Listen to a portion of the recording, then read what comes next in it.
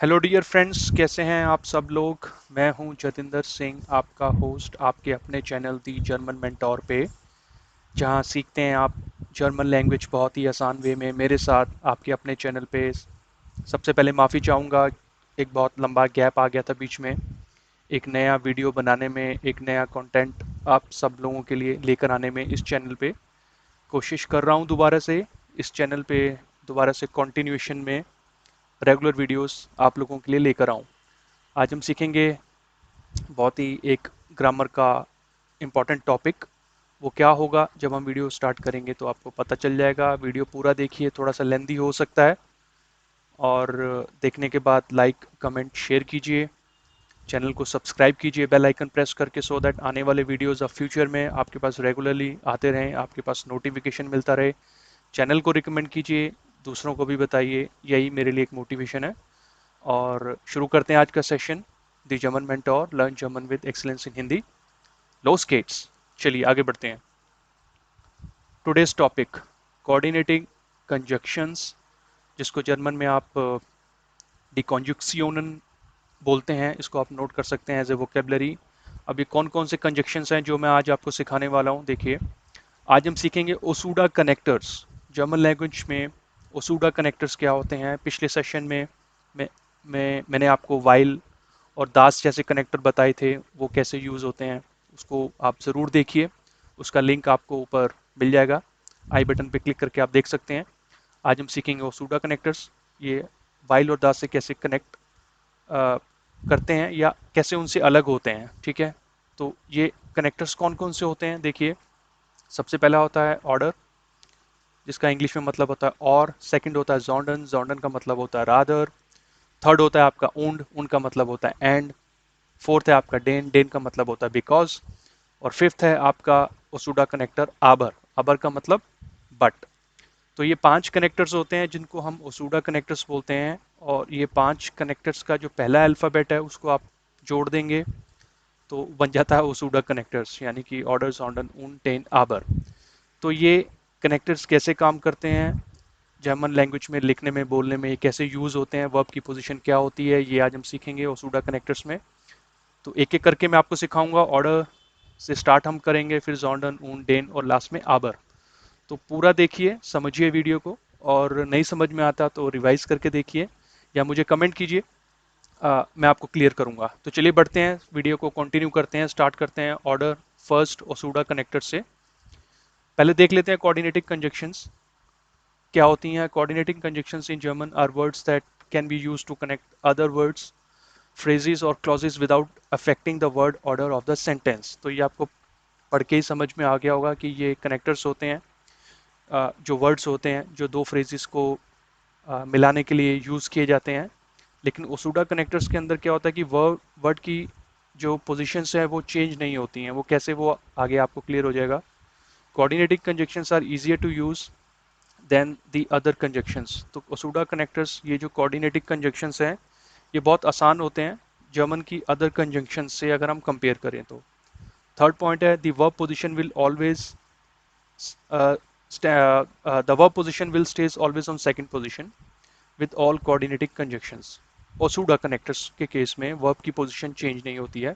अगर आपने पिछला सेशन देखा हो तो वाइल और दास के केस में क्या होता था कि जैसे कनेक्टर लगता था तो वर्ब की पोजीशन एकदम लास्ट में जाती थी आपके सेकंड सेंटेंस में, सेकंड फ्रेज में। तो वो वीडियो आप ज़रूर देखिए। तो वो ये टॉपिक में कवर नहीं करूंगा क्योंकि वो एक अलग टॉपिक है। तो आज हम सीखेंगे सिर्फ ओसूडा कनेक्टर्स। तो वर्ब पोजीशन सेकंड पे रहती है आपकी हाउप्टसार्ट्स और नेबेनसार्ट्स में, लेकिन कैसे वो हम देखेंगे। तो चलिए शुरू करते हैं। सबसे पहला हम ले लेते हैं ऑर्डर। ओसूडा कनेक्टर का पहला जो मेंबर है और, देखिए, एक फ्रेज है एर ब्लाइब्ट zu Hause, सेकंड फ्रेज है एर geht ins Kino। तो ये दो अलग अलग फ्रेज हैं, इनको कैसे हम ऑर्डर के साथ यूज कर सकते हैं। इंग्लिश में मतलब बनता है he is staying at home, और दूसरा है he is going to cinema. अब इसको ऑर्डर के साथ कैसे यूज करेंगे, ऑर्डर के साथ तो कैसे, देखिए, ये कंबाइन करके बनाया, एर ब्लाइब्ट zu Hause oder er geht ins Kino। ठीक है, तो ये ऑर्डर कनेक्टर के साथ हम यूज करेंगे। लेकिन अगर आप इसमें देखें तो वर्ब की पोजीशन जो है वो आपकी सेकंड पोजीशन पे रहेगी। er bleibt zu Hause, second position में कनेक्टर लगा आपका, और कनेक्टर जो आपको लगाएंगे तो वो जीरो पोजीशन पे रहेगा, आप कह सकते हैं जीरो पोजीशन पे। और जो सेकंड फ्रेज था एर गेट इन स्कीनो, तो उसमें भी देखिए जो गेट है वो एर के साथ कॉन्जुगेट हुआ, लेकिन वो सेकंड पोजीशन पे ही रहा। नॉर्मली वाइल और दास के केस में क्या था कि वर्ब जो थी कॉन्जुगेट होकर लास्ट में जाती थी, लेकिन इसमें ऐसा नहीं होता है। हाउप्टसार्ट्स और नेबनसार्ट्स में दोनों में पोजीशन जो है वो सेकंड पे ही रहेगा, चेंज नहीं होगा, बस बीच में आपका ओसूडा कनेक्टर लग जाएगा ऑर्डर, तो उसको आप जीरो पोजीशन भी बोल सकते हैं। ठीक है, बहुत सिंपल होता है। तो ये इसका फॉर्मेशन है, देखिए कैसे।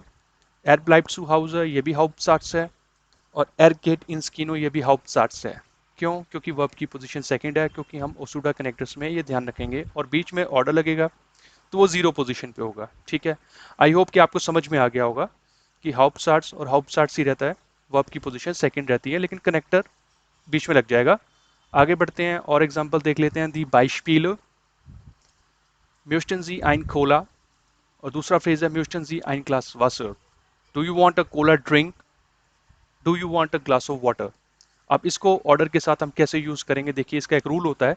möchten Sie ein Cola, अब आपने यहाँ ऑर्डर लगाया möchten Sie ein Glas Wasser, अब इसमें थोड़ा सा चेंज रहेगा, वो ये क्योंकि इसमें आपको möchten Sie दोबारा लगाने की जरूरत नहीं है।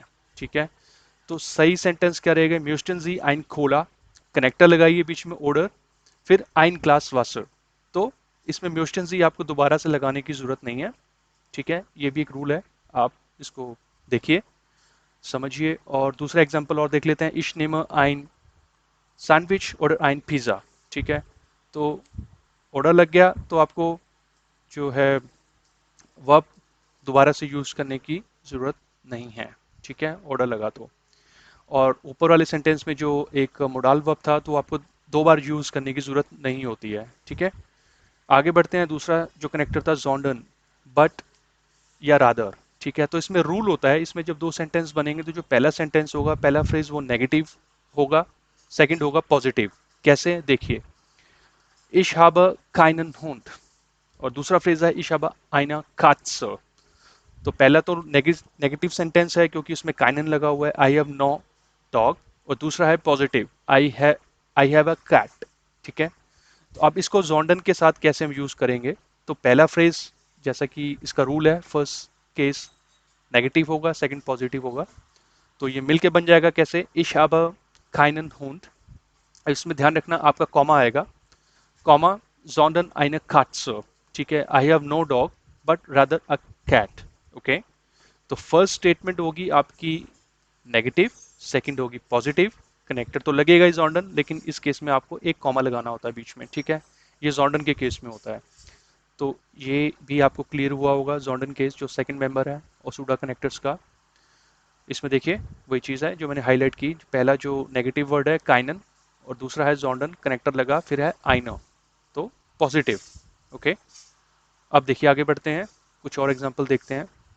जॉर्डन के केस पे, ich bin nicht hübsch, sondern intelligent, I am not handsome but rather intelligent। ठीक है, तो निस्ट लगा पहले सेंटेंस में तो अपने आप में नेगेटिव है, सेकंड पॉजिटिव है, देखिए।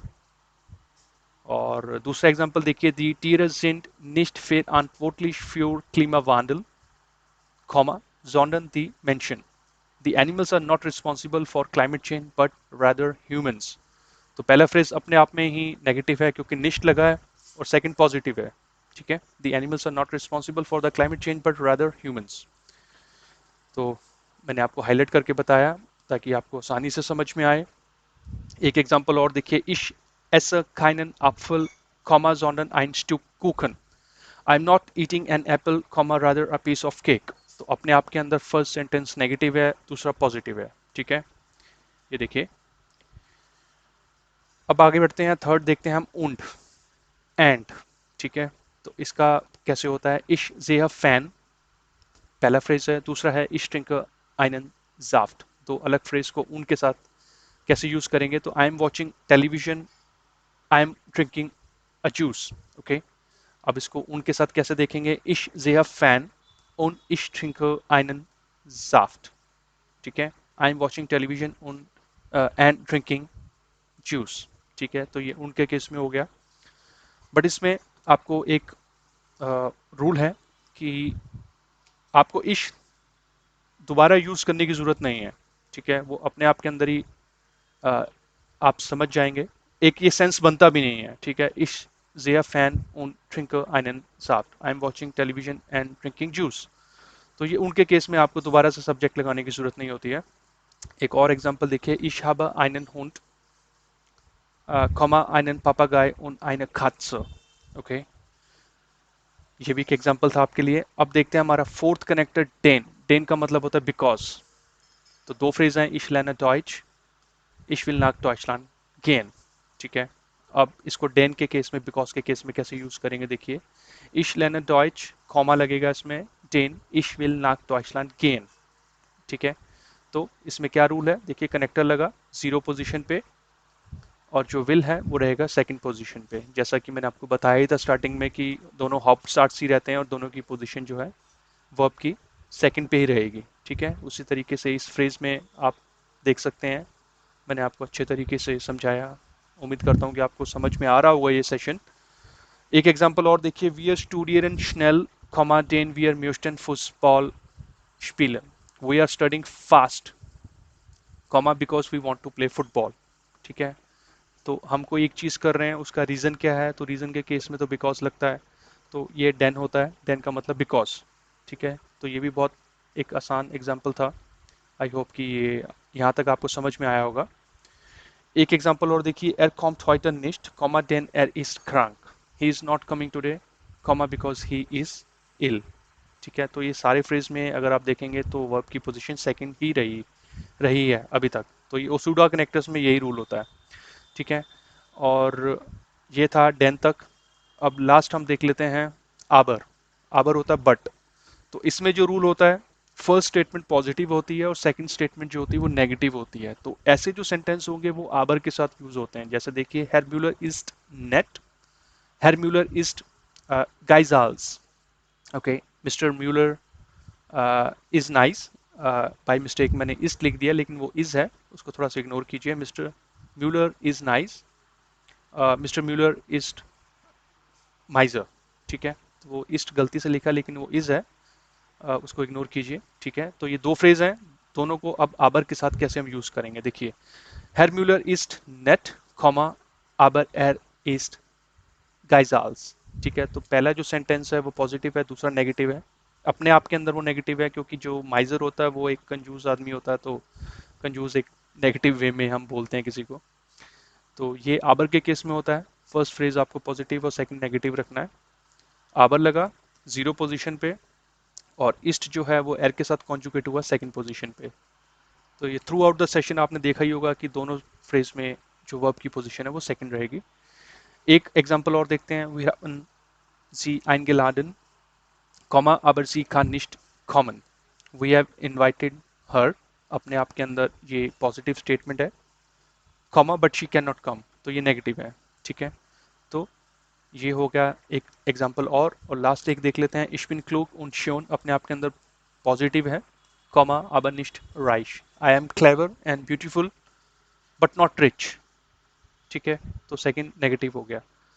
तो फ्रेंड्स, ये था ओसूडा कनेक्टर्स का एक थ्रू आउट सेशन, ठीक है। ये 5 कनेक्टर्स होते हैं, ऑर्डर, जोंडन, ओन, टेन और आबर। तो इसके अंदर कौन कौन से रूल्स होते हैं, मैंने कोशिश की आपको सिखाने की। आई होप कि आपको ये एक नया कुछ पता लगा होगा। प्लीज़ कमेंट करके बताइए कि सेशन कैसा लगा आपको। कुछ और चीज़ आप सीखना चाहते हैं तो बताइए, आने वाले सेशंस में मैं बहुत जल्दी लेकर आऊँगा। प्लीज़ आगे रिकमेंड कीजिए। किसी भी तरीके का कोई भी कन्फ्यूजन हो, मुझसे कम्युनिकेट कीजिए, मुझे कमेंट्स करिए। मैं पूरी कोशिश करूँगा जितना आपको हो सके आपको समझाऊँ। तो ये था ओसूडा कनेक्टर्स, एक छोटी सी फैमिली है 5 कनेक्टर्स की, जो आई होप कि आपको समझ में आया होगा इस सेशन पे। और लास्ट में आपसे कहूँगा, थैंक यू सो मच ये सेशन पूरा देखने के लिए। अगर थोड़ा सा लेंदी हो गया, बट आपने कुछ चीज़ सीखी मेरे साथ, और ये सेशन का एंड है। Thanks for watching. प्लीज़ देखते रहिए आने वाले सेशंस भी, पिछले भी देखिए, आगे भी रिकमेंड कीजिए, शेयर कीजिए, कमेंट करिए, सब कुछ करिए। और सिर्फ आपके अपने चैनल दी जर्मन मेंटोर पे। मैं हूं जितेंद्र सिंह, बहुत जल्दी मिलूंगा आपके साथ एक नए सेशन में। तब तक अपना ध्यान रखिए, सेफ रहिए। जर्मन पढ़ते रहिए। बहुत जल्दी मिलेंगे। Thank you so much. Bye bye.